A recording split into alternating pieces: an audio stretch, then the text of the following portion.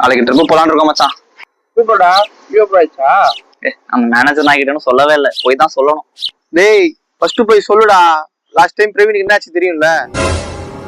Manager அவன் trip போக கூடாதுன்னு ரவியோட ப்ராஜெக்ட பிரவீனே கொடுத்தான்.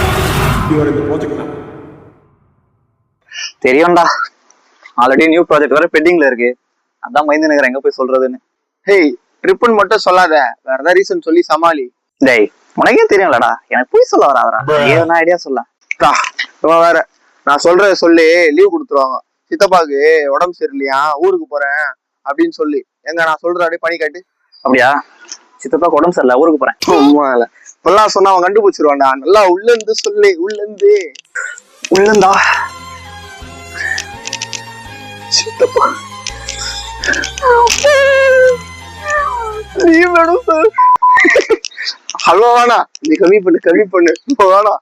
ஏய் என்னடா அப்படி வேணான்ற எப்படி வேணான்ற, இல்ல இப்ப பண்ணி காட்டுறேன் சார். சித்தப்பா உடம்பு சரியில்லை சார், ஊருக்கு போனோம், லீவ் வேணும் சார்.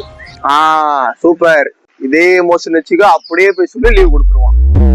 போ போ போ, ஆல் தி பெஸ்ட். போ போ.